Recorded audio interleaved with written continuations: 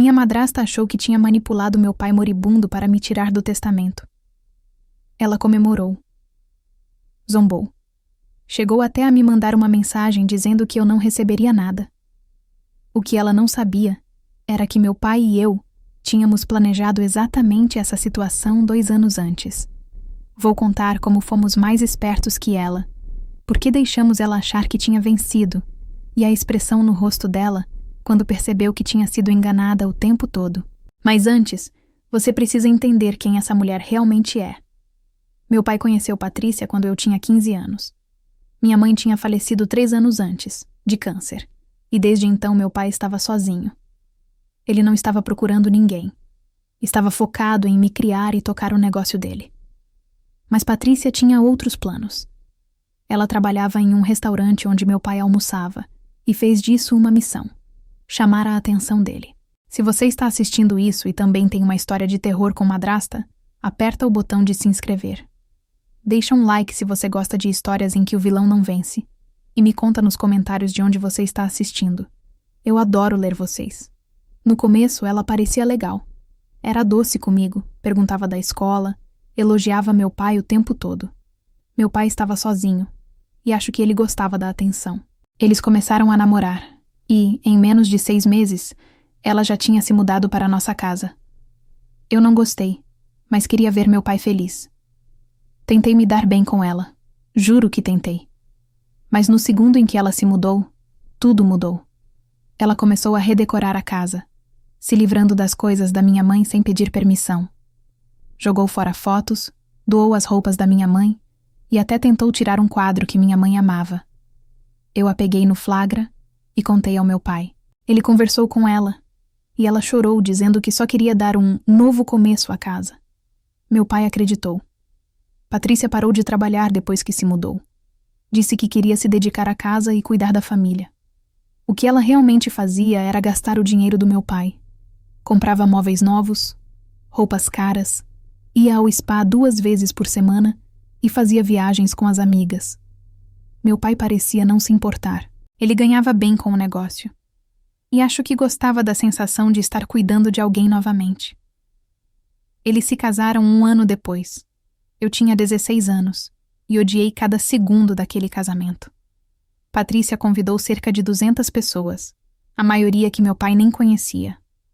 Usou um vestido enorme e agiu como se fosse realeza. Meu pai parecia feliz, então fiquei quieta. Mas eu sabia que tinha algo errado com ela. Ela era obcecada demais pelo dinheiro dele, interessada demais no que ele possuía. Conforme fui ficando mais velha, a máscara de Patrícia começou a cair. Ela fazia comentários dizendo que eu era mimada, que meu pai me dava demais, que eu precisava ser mais grata. Reclamava de mim para meu pai o tempo todo, inventando histórias de que eu era rude ou desrespeitosa. Meu pai vinha tirar satisfação comigo, e eu precisava me defender. Era exaustivo. Quando fiz 18 anos e fui para a faculdade, piorou. Patrícia ficou com meu pai só para ela, e usou esse tempo para envenená-lo contra mim. Dizia que eu nunca ligava, mesmo quando ligava. Falava que eu só aparecia quando precisava de dinheiro, o que não era verdade. Ela fez parecer que eu não me importava com ele, e meu pai começou a acreditar. O negócio do meu pai estava indo muito bem. Ele era dono de uma pequena indústria, que valia muito dinheiro. Também tinha imóveis, investimentos e um seguro de vida.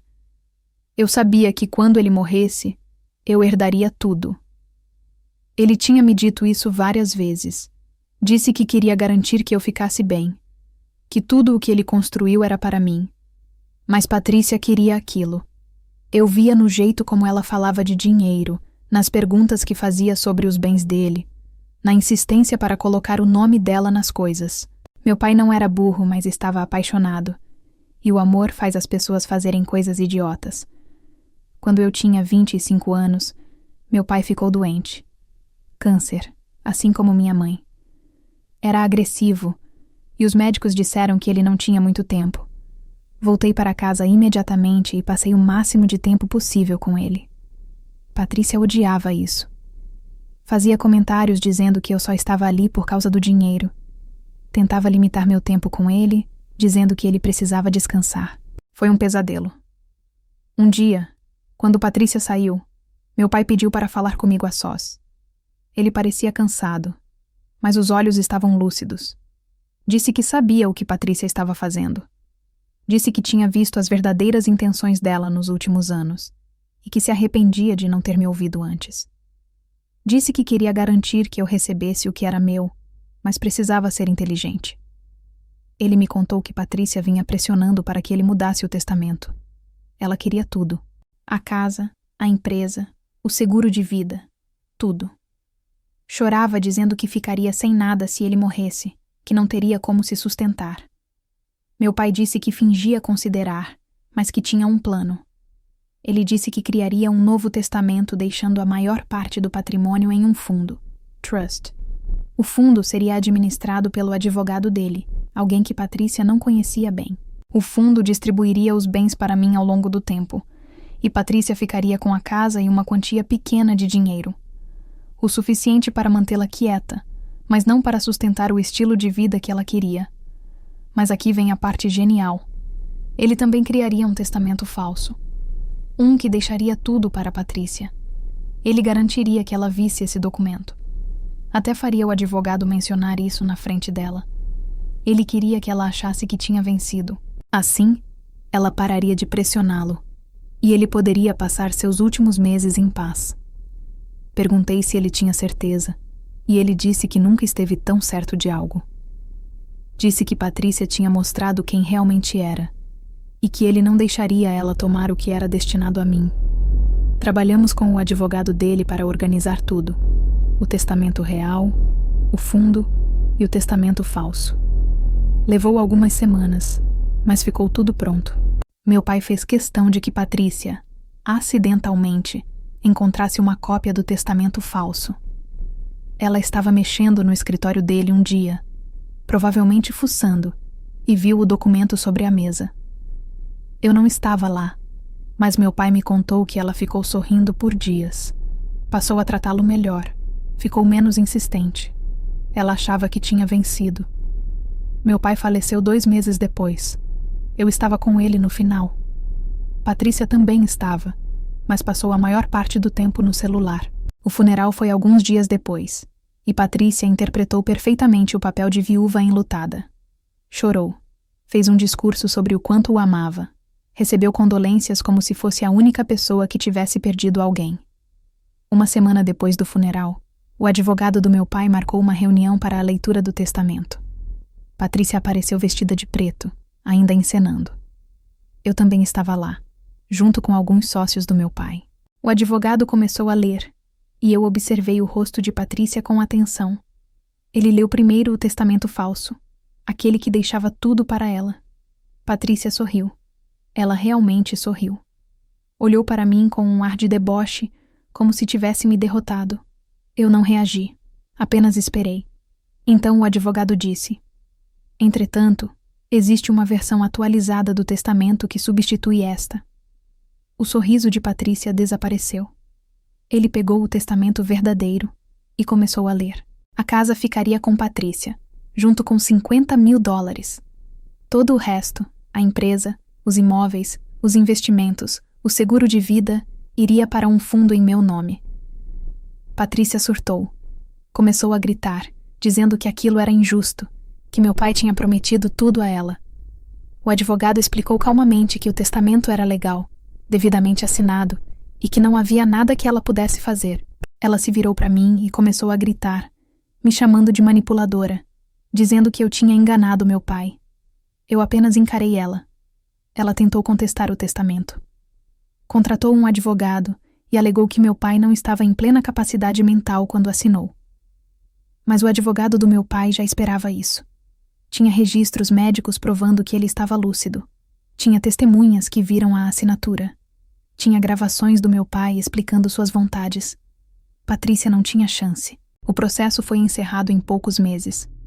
Patrícia ficou com a casa e os $50.000, exatamente como estava no testamento real.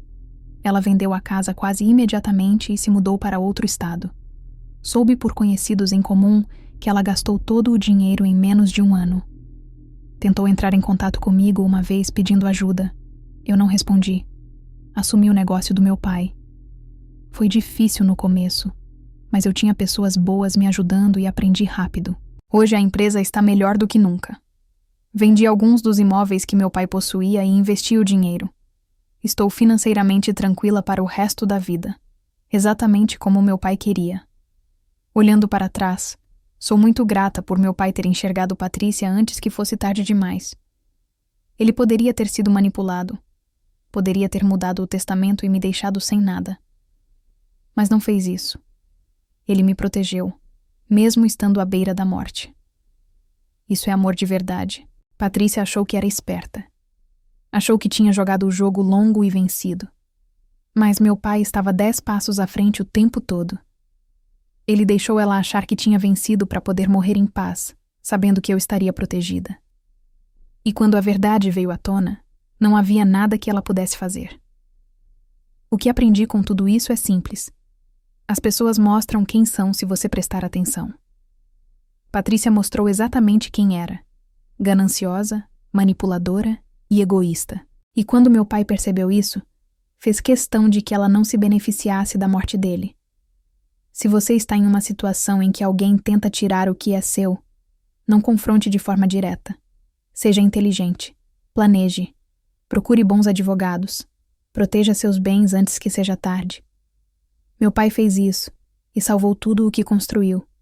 Algumas pessoas disseram que eu deveria sentir pena de Patrícia, que ela perdeu o marido e não recebeu o que esperava. Eu não sinto. Ela não amava meu pai. Amava o dinheiro dele. Passou anos manipulando, tentando me afastar dele e virar pai contra filha. Ela não merecia 1 centavo do que ele construiu. O advogado do meu pai me disse que casos assim são mais comuns do que as pessoas imaginam. Segundo os cônjuges, especialmente aqueles que se casam mais tarde na vida, frequentemente tentam excluir os filhos de relacionamentos anteriores. Manipulam, fazem chantagem emocional, se fazem de vítimas.